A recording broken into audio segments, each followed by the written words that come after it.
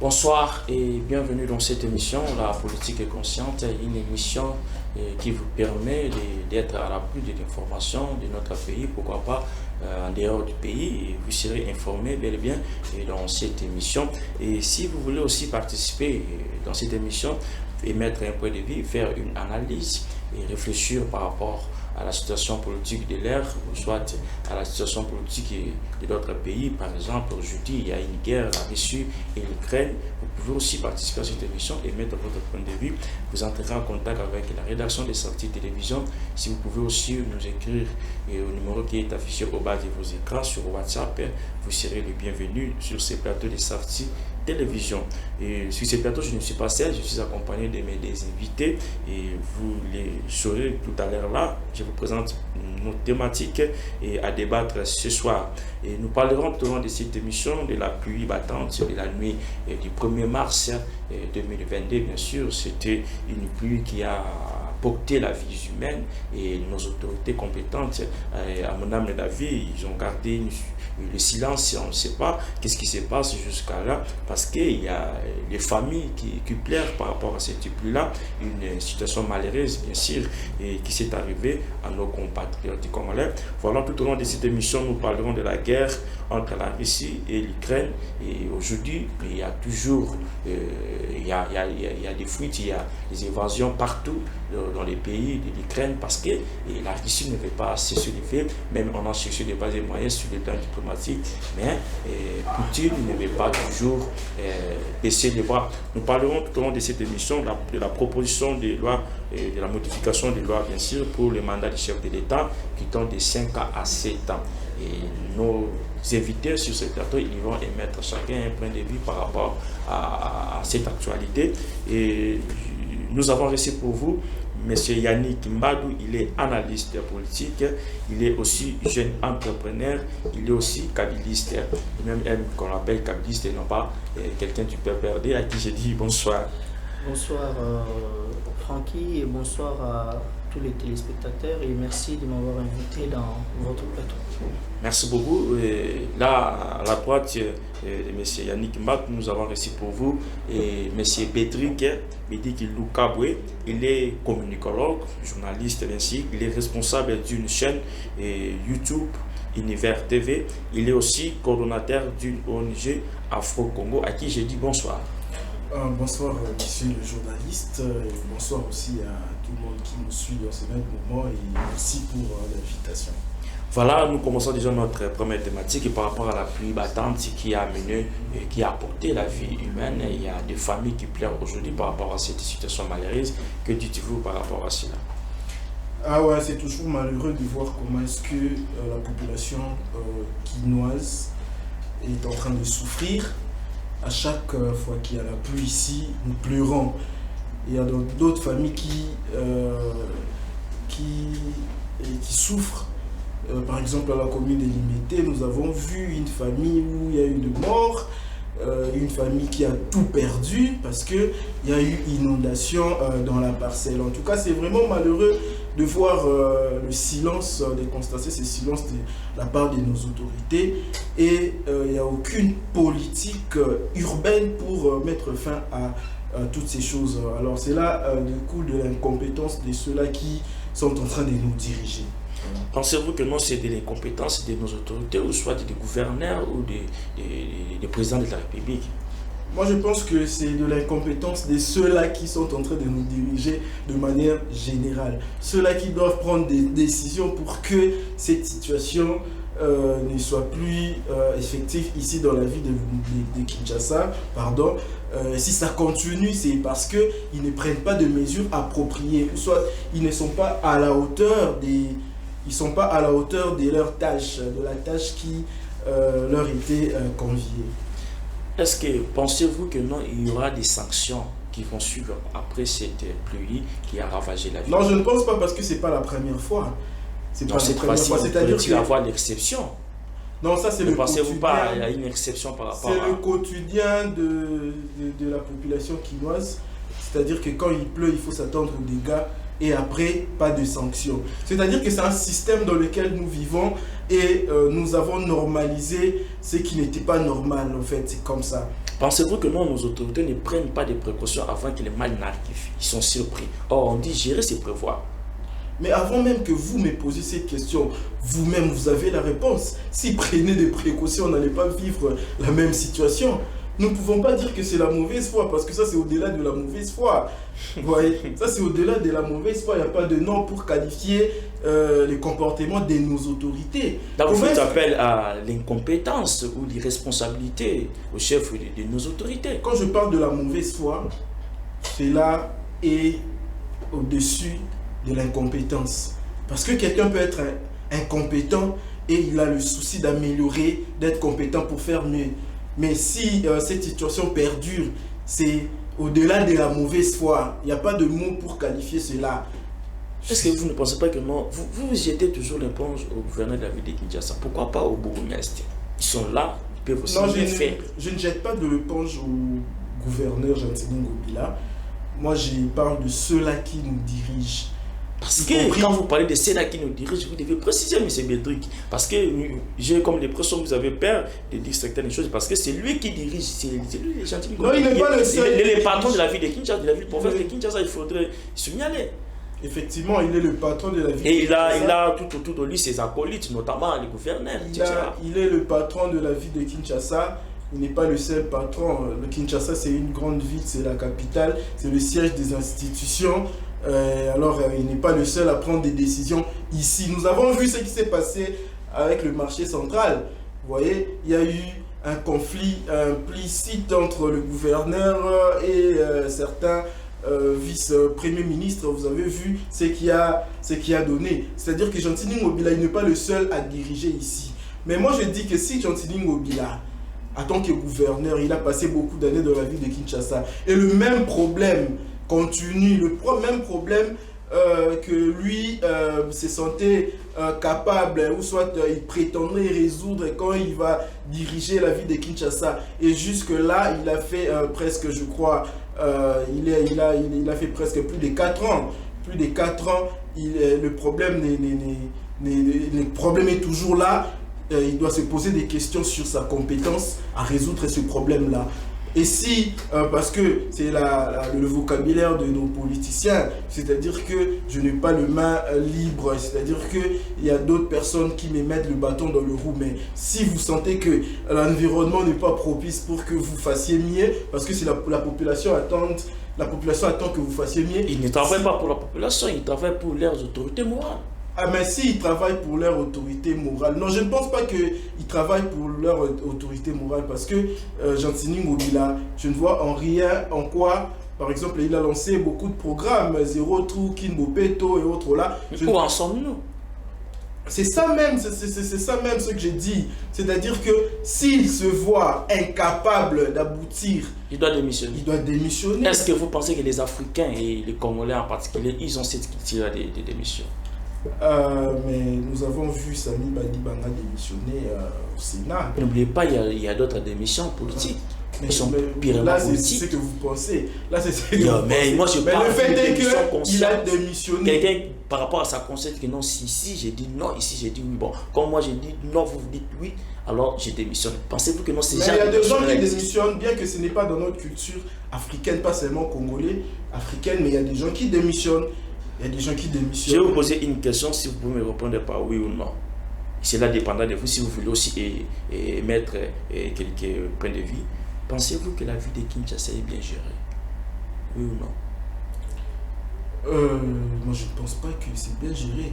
Et toute personne munie de l'intelligence suffisante pour réfléchir de manière cohérente. On dira que la vie de Kinshasa n'est pas bien gérée. La vie de Kinshasa n'est pas bien gérée. Mais vous-même, avant de poser cette question-là, vous savez très bien que la ville n'est pas bien gérée. Parce que si la ville était bien gérée, on allait voir nos terrassés bien curés, on allait voir nos rivières bien curées. Et aussi, il ne faut pas oublier, monsieur le journaliste, qu'il ne faut pas tout rejeter la responsabilité à nos dirigeants. le comportement de la population. Comment est-ce que nous nous comportons par rapport à la ville, par rapport à la salubrité de la ville. Quand nous buvons nos eaux en plastique, nous jetons des bouteilles partout. Et ce sont des bouteilles-là qui sont à la base des inondations aussi, il faut le dire. Il ne faut pas blâmer le gouverneur. Le gouverneur peut aujourd'hui venir ici, il va curer tous les caniveaux de la commune de Lemba. Mais si dans notre tête, nous savons que quand on boit de l'eau, il faut jeter la bouteille dans le caniveau, le gouverneur ne peut plus rien faire. C'est un peu ça. Donc en fait, c'est un problème général qui concerne toute la population quinoise. Voilà, et M. Yannick Mbadou, la ville de Kinshasa n'est pas bien gérée, selon les propos de M. Patrick. Bon, je partage son point de vue, oui. Mais j'aimerais dire une chose. Vous savez, le gouverneur Gentini Mobila, il est le responsable de la ville de Kinshasa, bien sûr, mais il faudra aussi savoir, est-ce que c'est seulement lui qui doit faire en sorte que Kinshasa devienne propre, Kinshasa reflète son ancienne image? Je ne pense pas. Je ne pense pas. Aujourd'hui, c'est les Quinois qui sont en train de subir la mauvaise foi et la mauvaise volonté de nos autorités. N'oubliez pas que dans une maison, si les choses ne semblent pas aller, on va acquiser le père de la famille. On va acquiser... Lui, bon, comme ici, étant père ici, de la ville de Kinshasa, c'est à lui qu'on va jeter les non, planches. Ici, on ne parle pas d'une famille où nous savons il y a le père et la mère. Non. Ici, on parle de la gouvernance. Dans la gouvernance, nous avons le gouverneur et les gouvernements et aussi les institutions. Quand je parle des institutions, je vois l'Assemblée provinciale. Oui. Qu'est-ce que l'Assemblée provinciale est en train de faire pour mettre dans de bonnes conditions les Quinois? C'est ça le vrai problème. Les Quinois n'ont pas élu Gentini Mobila, non. Les Quinois n'ont pas élu le membre de son cabinet, les membres de son gouvernement. Les Quinois ont élu des députés provinciaux. Et pourquoi? Pour que les Quinois soient dans de bonnes conditions. Les députés provinciaux, leur travail, c'est pouvoir défendre le droit des Quinois et puis essayer d'améliorer, je dirais même pas essayer, d'améliorer la situation des Quinois. Donc ça veut dire que là où les bas blessent, c'est les députés provinciaux. Il y a certains des députés provinciaux de Kinshasa ne savent même pas le pourquoi ils se retrouvent dans l'Assemblée provinciale. Quel est leur rôle? Et les autres ont été nommés dans l'Assemblée provinciale. Non, moi je ne suis pas là. Je ne suis pas dans ces débats-là. Moi, les débats, ce sont les Quinois qui ont mandaté. C'est parce qu'ils sont venus devant les Quinois avec un discours démagogique. Ils disent d'autres choses dès qu'ils sont aux affaires, ils font d'autres choses. Mais ça doit réveiller les consciences, comme a dit votre mon frère Bédik Lukabwe. Donc ça dit que c'est un problème de la conscience. Les Quinois doivent comprendre que ce n'est pas que quelqu'un vient en face de vous et il vous dit des choses qu'il ne pouvait pas jamais faire, et puis il vous donne un polo et un demi-franc pour vous acheter une boisson pour vous rafraîchir, et directement vous votez la personne. Non, la conséquence c'est ce que nous voyons aujourd'hui. Le gouverneur Gentini Mobila, les bourgmestres et les gouvernements provinciaux sont en train de travailler calmement. Ils ne subissent pas la pression auprès de l'Assemblée provinciale. Qui vont leur subir des pressions. Mais c'est l'Assemblée provinciale. Maintenant, si cette Assemblée-là est corrompue, s'il y a des banques qui circulent, mais écoutez, nous connaissons avec vous beaucoup qui ont été interpellés, même à l'Assemblée nationale, même au Sénat. Mais la situation, nous avons connu avec vous la situation d'Iran, et heureusement aujourd'hui, on vient de suspendre ça, mais ils ont volé l'argent. Ne parlons pas de la corruption, parce que la corruption n'existe pas seulement au Congo. Non, la corruption c'est partout. Même en Amérique, même en France, il y a la corruption. Mais pourquoi ils font bien que nous? Ne parlons pas d'abord de la corruption. Parlons de la volonté. Et chacun de nos autorités doit savoir c'est quoi son rôle. Quel est le rôle qu'il est en train de jouer pour pouvoir changer la situation des Kinois.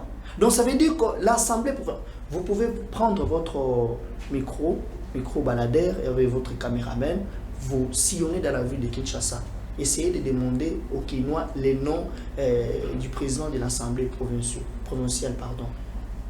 Vous aurez 80%, dans 80% de leurs réponses, vous serez déçus. Est-ce que cela va résoudre les problèmes? Mais bien sûr, vous savez les pourquoi? Le fait déjà que les Kinois puissent savoir que non, si nous avons à réclamer, ce n'est pas d'abord au gouvernement national, il faut commencer par le gouvernement provincial, il faut commencer par l'Assemblée provinciale. Des fois, nous les Kinois, nous sautons des étapes. Quand nous attaquons au gouvernement ou à l'Assemblée nationale qui est habilitée de gérer tout ce qui se passe au sein de la République, mais l'Assemblée provinciale est réservée que pour les Kinois. Mais ils sont là sans rien faire. Quel est ce Kinois-là ou cet opposant-là qui a déjà fait un meeting ou une marche comme ils ont toujours l'habitude de faire pour dire que non, les Kinois, on doit sortir parce que rien ne va dans la province de Kinshasa. Ils font des marches pour réclamer la présidence, pour réclamer la vérité des urnes. Ils font des marches que pour leurs intérêts. Personne ne fait de marches pour des problèmes majeurs qui touchent la société, par exemple les Kinois. Aucun homme politique a appelé le gens à marcher pour pallier au problème des inondations. Vous avez vu ça où dans ces pays? Mais quand il s'agit de réclamer vote, on nous a volé notre place et autres là. Changer des articles pour leur intérêt. C'est pour cela. C'est malheureux en fait. C'est pour cela que je suis en train de dire ici que les problèmes, c'est Ngobila, oui. Mais les vrais problèmes pour les Kinois, ce n'est pas Ngobila. Les vrais problèmes des Kinois, ce n'est pas Ngobila. Les vrais problèmes des Kinois. Non, les vrais problèmes des Kinois. Non. Ngobila n'est pas redevable aux Kinois. Les personnes qui sont redevables aux Kinois, c'est l'Assemblée nationale, l'Assemblée provinciale. Mais les députés de l'Assemblée provinciale. Maintenant, si cette Assemblée-là ne fait rien, pratiquement rien. Mais c'est maintenant au peuple congolais de se prendre en charge, comme a toujours dit le fait Mosé Laurent Désiré Kabila. C'est pas en charge, c'est-à-dire que les peuples congolais doivent se révolter. Mais pourquoi pas? Parce que même la Constitution nous octroie, même la Constitution nous octroie ces pouvoirs-là de le faire. Ce n'est pas une infraction. Vous venez de donner un exemple ici dans une famille où il y a le père ou la mère, et si les enfants comprennent que le parent n'arrive plus de pouvoir gérer la famille, les enfants se révoltent aussi d'une part. Voilà une question. Bédrick, je reviens à vous. Si aujourd'hui vous étiez à la place du gouverneur de la ville de Kinshasa, qu'allez-vous faire par rapport à cette situation? J'allais constater mon incompétence ou soit mon incapacité à résoudre le problème majeur des Kinois. J'allais démissionner. Ça c'est très fort, hein, l'incompétence et l'incapacité. Vous assumez vos propres mots. Mais quand pendant un bout de temps, vous n'arrivez pas même à la moitié des objectifs que vous êtes assignés, on peut dire que vous êtes incapable d'arriver à vos objectifs. Alors il faut laisser la place à quelqu'un d'autre qui saura résoudre ces problèmes-là. Mais le problème n'est pas Gentini Ngobila. On peut remplacer. Il y a eu avant Gentini Ngobila, il y a eu le gouverneur Kimbuta. Il y a eu des problèmes. Avant Kimbuta, il y a eu un autre gouverneur. Il y a eu des problèmes. Et vous pensez qu'après Gentini Ngobila, il n'y aura pas de problème? Avec un coup de bâton magique, tous les problèmes des Kinois seront résolus? C'est ce que vous pensez. Moi, je ne pense pas. Le problème est majeur, le problème n'est pas là. Le problème c'est le système dans lequel nous sommes entrés ou le système dans lequel nous fonctionnons depuis des années et la mentalité des Kinois. Voilà, nous voulons aborder notre deuxième thème de cette émission, mais avant ça, nous voulons interpeller nos autorités compétentes, comme venaient de le dire, nos invités. Et si vous êtes là, moi je l'ai toujours dit dans des plateaux de télévision, si vous êtes là, c'est parce que la population vous ont mandaté, vous ont élu. Il y a des gens qui se sont sacrifiés pour que vous soyez là, c'est-à-dire c'est la population. Donc je dis cette population-là, elle est dans la misère. Elle est en train de couper, de s'appauvrir de plus en plus. Et que faites-vous, vous, nos autorités? Cette pluie-là battante, il y a la vie des gens qui sont partis. Ça a apporté la vie humaine. Alors, nos autorités, Gentini Ngobila, vous gouverneur de la ville de Kinshasa, et sans oublier aussi le bourgmestre de la commune de Limete. Vous devez faire quelque chose. Ça ne suffit pas seulement quelqu'un est mort, vous prenez la famille en charge, vous prenez quelqu'un, vous allez enterrer en nécropole, en scellé, à Kitamo, je ne sais pas moi. Maintenant, la personne est partie. Peut-être cette personne a laissé sa femme, ses enfants, ou si c'est une dame, elle a laissé son mari, ses enfants, sa famille. Et tout ça, vous devez en tenir compte. Si vous êtes là, c'est pour travailler premièrement pour la population. Ils n'ont pas pour vos autorités, non. Nous ne sommes pas dans une république des autorités morales. Nous sommes dans une république démocratique du Congo où on travaille que pour le bien-être, plutôt pour la population qui vous ont mandaté. Voilà, nous parlons maintenant de notre deuxième thème de cette émission. Et je commence avec M. Bédric. La guerre entre la Russie et l'Ukraine, aujourd'hui, toujours, il n'y a pas le silence, il n'y a pas le calme. M. Poutine, que veut M. Poutine? Il ne veut pas baisser les bras, il continue toujours. J'aurais même appris que non, il y a une radio nationale de l'Ukraine qui est prêt en fait. Je ne sais pas. Que dites-vous par rapport à ce qui se passe en Russie et à l'Ukraine?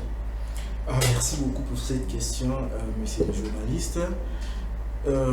Moi, je pense que, comme vous avez dit, la guerre entre l'Ukraine et la Russie, moi, je ne vais pas parler de cette manière-là.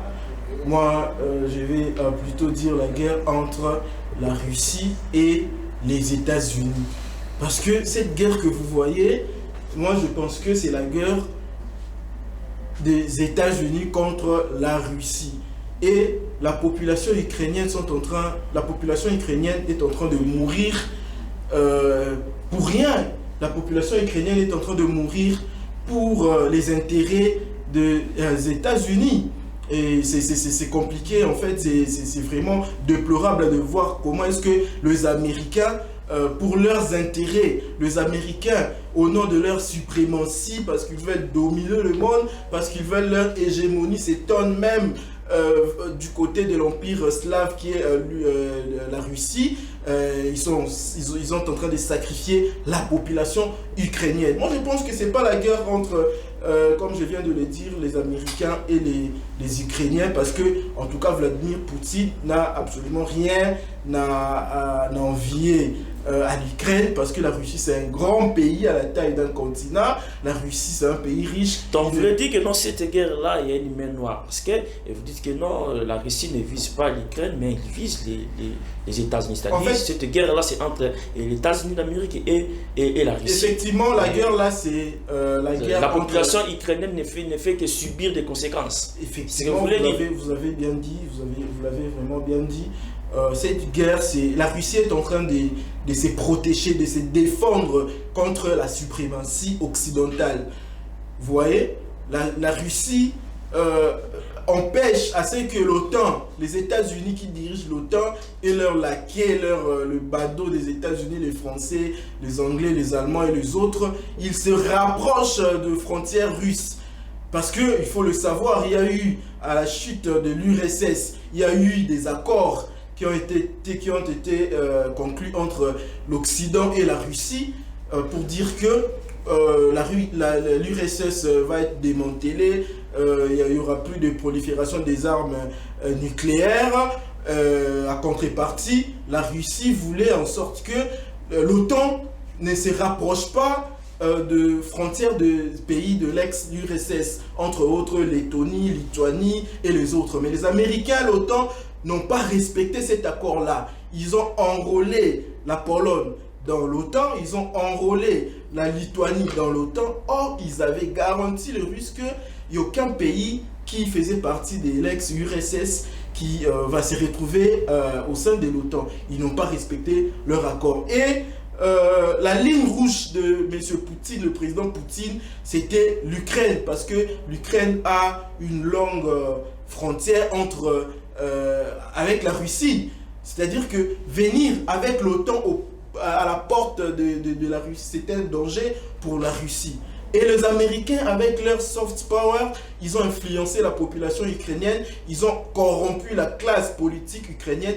Et la classe politique ukrainienne voulait que l'Ukraine intègre l'OTAN. C'est ça même le but de cette guerre. Parce que les Américains, d'abord, n'ont pas respecté leurs paroles envers les Russes. Donc, vous voulez dire que non, la réaction ou les réactions méchantes des victimes Poutine, il a raison. Vladimir Poutine a raison.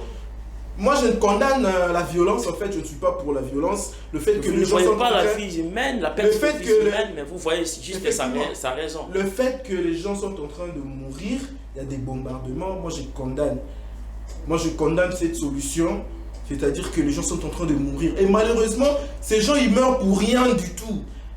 Ils meurent parce qu'il y a eu de côté les Américains qui veulent assurer leur domination dans le monde. Les Américains ne veulent pas une force contraire. Ils ne veulent pas la bipolarité. Ils veulent un monde unilatéral où les décisions se prennent que à partir de l'Occident. C'est ce qui ne veut pas Poutine aussi. C'est ça même la raison de la guerre. C'est ça même la raison de tout...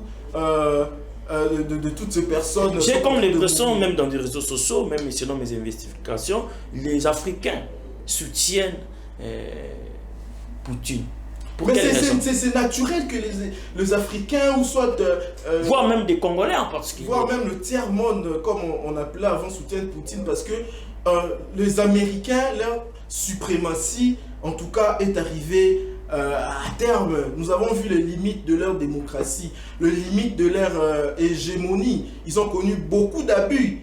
Les Américains, les Européens, ils étaient ici en Afrique et jusque-là, l'Afrique ne marche pas, l'Afrique n'avance pas. Ils ont commis beaucoup d'abus, voire même en Libye. Ils ont bombardé, c'est eux qui ont rendu la population. Donc vous voulez dire que non, la guerre entre Russie, c'est aussi, c'est-à-dire Poutine est en train de se battre aussi pour la liberté de l'Afrique. Ah bon, je ne pense pas que Poutine est en train de se battre pour la liberté de l'Afrique. Poutine est en train de se battre pour la liberté de son peuple.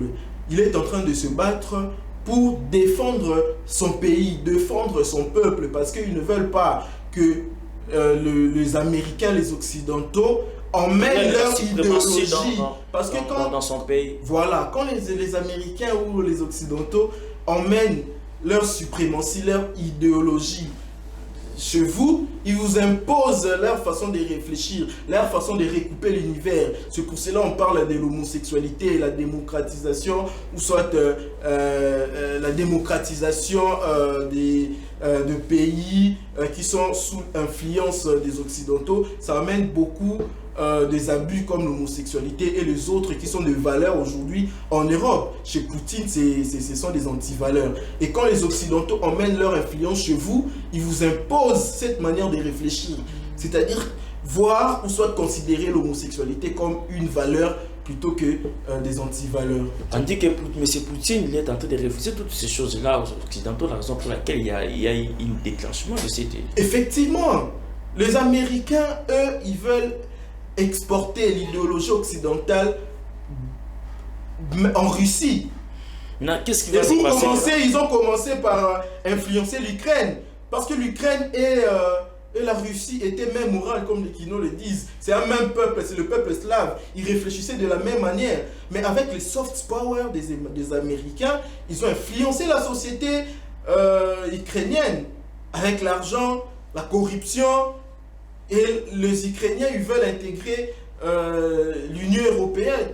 Ils veulent avoir la démocratie à l'occidental pour réfléchir comme les Occidentaux. Et dans les jours à venir, il ne faut pas s'étonner si vous voyez en Ukraine, on adopte l'homosexualité. Parce que si vous intégrez l'Union européenne, il faut intégrer toutes les valeurs qui sont partagées à l'espace européen. Entre autres, l'homosexualité, entre autres, l'égalité parfaite entre l'homme et la femme, toutes ces choses-là. Qu'est-ce qui va se passer maintenant avec toutes les sanctions qui tombent de gauche à droite?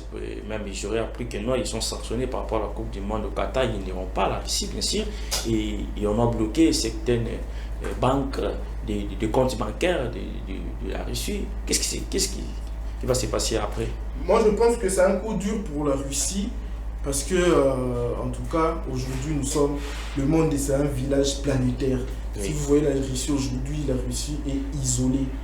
Vous voyez, la Russie est isolée, on a vu... C'est parce qu'elle fait être isolée par rapport à ses réactions. Il y a eu trop d'extinctions, mais il faut savoir une chose, la Russie n'a pas répliqué aussi, n'a pas encore répliqué à ces sanctions, parce que la Russie, l'Europe aussi, une grande partie dépend de la Russie, entre autres en matière de livraison en gaz. Si la Russie ferme les robinets, l'Europe n'aura pas de gaz, et le prix de gaz là-bas en Europe va augmenter, et ça sera vraiment compliqué pour les Européens, parce qu'il faut savoir que l'Allemagne dépend à 50% de gaz russe. Vous voyez, c'est un peu compliqué, mais la Russie aussi a une alternative, il faut le savoir, c'est la Chine et l'Inde. La Russie peut détourner son marché vers la Chine, peut détourner son marché vers l'Inde, vers d'autres pays pour pallier à ce problème. Merci M. Bédig pour cette belle analyse, vraiment j'ai aimé, et je crois que les téléspectateurs aussi, ils ont compris par rapport à votre belle analyse que vous venez de faire tout à l'heure là. Et M. Yannick, cette guerre-là, qu'est-ce que vous en pensez? Est-ce que vous imaginez quelle suite par rapport à cette guerre entre l'Ukraine et la Russie? Bon, moi je crois que l'Ukraine, c'est un État indépendant. Oui. Où il peut prendre des décisions comme il veut. Donc Poutine ne peut pas limiter un pays qui ne dépend ni de la Russie, non plus de l'OTAN. Donc ça veut dire qu'il est libre, un État libre et un peuple libre. Quand le président, l'Ukraine, parce qu'on ne peut pas parler du président, parce que avant que le président puisse prendre la décision, le président ukrainien puisse prendre la décision d'aller à l'OTAN, ils ont pris le temps de réfléchir. Donc ça veut dire que c'est comme un État qui donne des injonctions à un autre État. L'Ukraine a besoin. D'accord, laissez-les encore. Je ne suis pas d'accord avec ce que Bédik Lukabo venait de dire. Donc ça veut dire que si Poutine est en train de protéger son pays et son peuple, l'Ukraine aussi est en train de protéger aussi les droits de protéger son pays. C'est un État libre. L'Ukraine est en train de protéger aussi ses intérêts. Vous savez, tous ces pays-là qui ont été à l'URSS, aujourd'hui la majorité de ces pays-là sont pauvres. La Russie, c'est un État fort parce qu'il a l'armée, parce qu'il a je ne sais quoi, mais son peuple est pauvre. Les Russes sont des pauvres. Non, je ne pense pas que la Russie c'est un pays pauvre. Non, je parle du peuple. Le peuple, c'est un peuple. Les Russes sont des pauvres. C'est un État, c'est l'État qui est fort. Mais le peuple russe, c'est un peuple pauvre. C'est comme la Chine. C'est comme la Chine. C'est comme la Chine. C'est comme la Chine. C'est comme la Chine. La Chine, c'est l'État qui est fort, mais le peuple chinois, c'est un peuple pauvre. Il se balade donc partout ça veut dire dans les mondes, bien sûr que oui, les Chinois, tout le peuple du monde, je vous le dis. Pourquoi empêcher l'Ukraine qui décide d'entrer à l'OTAN pour l'intérêt de son peuple? Parce que l'Ukraine... Non, vous savez, en matière de géopolitique, monsieur le journaliste, en matière de il y a ce qu'on appelle l'équilibre géopolitique du monde. Pourquoi est-ce que parmi tant de pays, nous avons ici au monde, de pays qui sont souverains, il n'y a que 5 pays qui détiennent des armes nucléaires? Pourquoi? Pourquoi est-ce que les États-Unis empêchent l'Iran, un pays souverain, d'avoir des armes nucléaires, de développer le programme nucléaire? Pourquoi aussi la Russie empêche, empêche l'Ukraine, qui est un État indépendant, dans c'est ça même la réponse. C'est ça même la réponse. C'est ce qu'on appelle l'équilibre géopolitique. C'est-à-dire la sécurité géopolitique. La Russie ne veut pas que les États-Unis dominent sur. Moi je comprends. Mais lui veut dominer sur les. Moi je comprends que mon ami Bédik Lukaboué, il est beaucoup plus sur le. Donc je crois que sa façon de voir les choses, c'est beaucoup plus basé sur le plan littéral. Vous voyez, donc ça veut dire qu'il dit ce que lui il voit. Mais moi j'ai dit ce qui est concret. Donc ça veut dire que le problème ce qui est concret, de l'Ukraine... Ce qui est concret... Non, écoutez, le problème de l'Ukraine, c'est concret protéger les intérêts les Américains ont refusé à ce que le Russes emmène à Cuba en 1961. Mais où est son problème? Cuba, un pays souverain qui a fait appel aux Russes parce que les Américains voulaient organiser un coup d'État, la baie de Cochon, vous savez l'histoire, en 1961. Cuba, un pays qui a fait appel à la Russie, venez nous aider. La Russie voulait emmener son arsenal nucléaire au Cuba, qui est un pays frontalier aux États-Unis. Les Américains se sont sentis... C'est Yannick qui avait la parole. Non, je vais racheter la parole. Pour lui faire comprendre que les Américains ont refusé à ce que les Russes emmènent leurs armes nucléaires à la frontière. Yannick, super rapidement, on prend les derniers sujets, puis on fait signe à la région. J'ai